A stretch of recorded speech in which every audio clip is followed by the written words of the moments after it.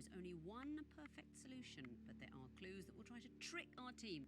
Hello there everyone, my name is Crazy Caleb and welcome to 4 Buttons. This module is a fairly simple module and we're going to go over it real quick.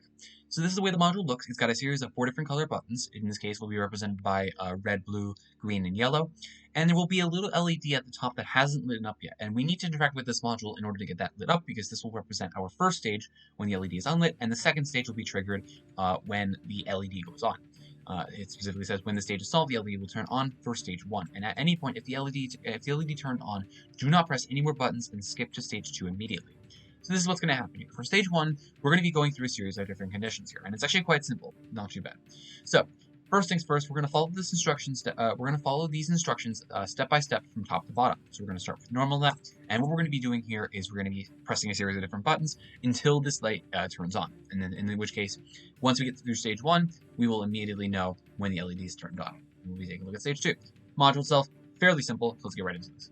Press the top left button once. Okay, that's good.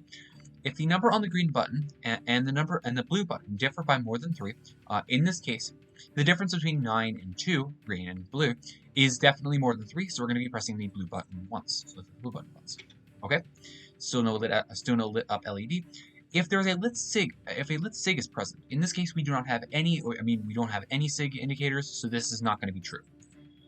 If the serial number contains RS or T, press the red button 2 times. In this case, we do not have that in the serial number, so we can move on. If the number on the green button is prime, press the green button by the amount of AA batteries on the bomb. In this case, we don't have any AA batteries, so we don't even really care about that. And 9 itself is not prime. 9 is divisible by 3. So, then we're going to press the L button once. Okay. LED still has not turned on yet. If the number on the blue button is greater than the number of parallel ports on the bomb, let's take a look. We have 2 on there, and we only have 1 parallel port. So in this case, the blue button is indeed greater than the number of parallel ports. Now what we're going to do is, if there is duplicates, press the top right. If there happens to be, we're going to press the button that has the lowest number on it. However, we happen to have exactly 2 2s in this example here. And if there are duplicates, we're going to press the top right button twice instead. And in this case, we only pressed it once, and the LED immediately turned on. We're going to drop simply what we're doing, and we're going to head on over to stage 2. So, stage 2, the LED is now on, and now what we're going to do is, this is the simplest part of this module here. We're going to observe this table, and the 2 rows of each cell indicate a button and a number that is needed to be in the timer when the button is released. So let's take a look. So the position of the yellow button is what we're going to be looking at here, and this in this case is the bottom right. Now, if it happens to be in the bottom left position, all we're simply going to do is just press the yellow button immediately and release it. It's basically a unicorn. It's a very simple one, and it actually is one that can pop up quite often.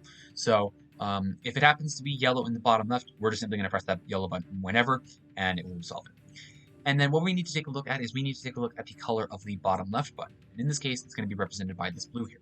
So now, what we're going to do is we're going to be pressing the specified button at the top display, and we're going to be pressing it when this specific seconds digit is present in the last digit of the timer.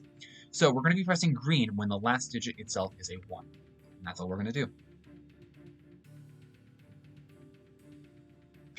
And just like that is a solved module. Now, when it happens to say, like when the button is released, all you simply need to do is tap it here. There's no need to be holding it down or anything. No point in doing it. All you simply need to do is tap it on said specified digit. Fairly simple module. I'm going to go over one more example for the sake of the tutorial. However, if there happens to be a case where you happen to run into 8, it's very important that I go over this rule. If the LED hasn't turned on yet at this point, if we, for example, say, didn't have this rule apply and the LED was not turned on, what would happen here is that you would alternate between pressing the bottom right and the top right button until the LED lights on. And as I just mentioned beforehand, if there happens to be a case where you need to press it 2 times, for example, and it happens to turn on with that first press, just don't bother with the second press. You're at that point, you're done with the stage, and then we can finish this module. So let's take a look at one final example. And I'm going to go through this a little bit faster because this module is a sight read and it is fairly simple to do. So let's take a look. So obviously we're going to start off with pressing the top left button once. The top left. If the number on the green button and the number on the blue button differ by more than 3, in this example they do not, they only differ by 1, so we're not going to be following this rule. Let's say, do you exist? We don't have any indicators. Perfect. RST in the serial? No, not at all. If the number on the green button is prime, this in this case is true. So because 3 is prime, is only divisible by 1 in itself.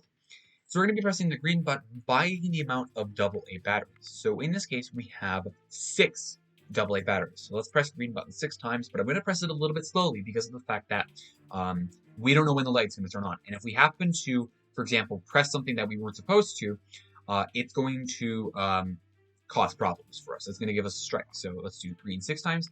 1, 2, 3, 4, 5, 6. And just like that, it happens to turn on exactly when I get all 6 in. So now we are done with stage 1. So now the color of the bottom left button is green, and the position of the yellow button happens to be in the bottom right again. So we're going to be pressing blue when the last digit is a 4. Just like that is a solved module. That's it for you guys. That's it for this module. As always, stay crazy, stay cool, and I will see you guys in the next one. Bye bye.